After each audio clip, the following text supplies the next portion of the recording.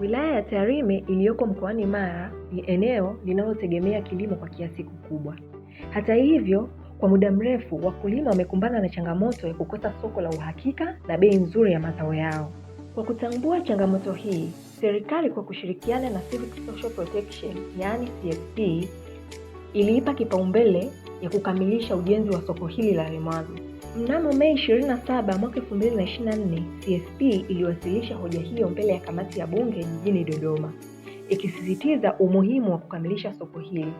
Kwa kupitia jitihada hizo, suala hilo liliingizwa bungeni na mbunge wa Tarime Vijijini na mara soko likaendelea kujengwa. Kwa majina anaitwa Karen Naftali Matiko. Mimi kama mkazi wa kijiji cha Sirari ambako eneo la soko hili la kimataifa linajengwa, nimefurahi sana na hatua ambayo serikali imeona umuhimu wa kuweza kutengenezea wananchi soko la karibu ambalo litatuwezesha kuweza kupata unafuu ya kuuza mazao yetu tunapotoka shambani. Kama sasa hivi niko shambani navuna, niko maeneo ya soko hapa, lakini ninapokosa eneo la kuuza na gharama kubwa kubeba kupeleka nyumbani, tena ndipo nije tena nitafute soko kupeleka Kenya. Na Kenya tunapopeleka tunapata usumbufu, changamoto njiani, mara tunakamatwa na askari. Tukifika Kenya, Mkenya anakuambia mahindi yako sijui mabichi, yani tunashindwa eneo la kupata soko la kuuza.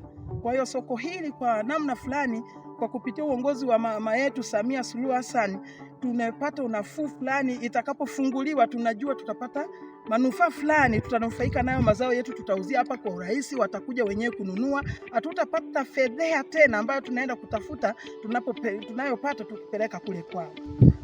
Kama mama alivyotangulia kuzungumza awali, kweli tunapokuwa tunachukua mazao yetu kuyapeleka nchi za nje, hasa Kenya, kwa tunakutana changamoto kubwa sana, hasa za kulipaji wa ushuru ambao ni mkubwa. Na kupitia ushuru huu ambao tumepeleka katika nchi jirani za Kenya, ni ambao kesho na kesho kutwa ungetusaidia sisi wa Tanzania na hususa wenyeji wa kata yetu ya Legicheri. Mimi nishukuru sana serikali kwa kutukumbuka na kukumbuka soko hili na kulimalizia. Na amefanya vizuri sana kutuletea soko hapa karibu.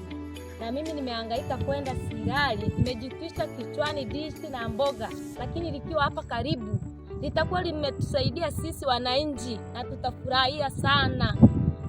Mimi naitwa Menti Mwita Nyantondo wa kijiji cha Remagwe. Ninashukuru sana kuhusu soko tulilojengewa hapa lilipofikia. Kwa naomba serikali kwa kweli ifanye jitihada kufikia hapa walipofikia, walimalizie ili litusaidie kwenye maendeleo ya mahala hapa. Tutashukuru sana sisi kama wananchi wa Remagwe. Asanteni.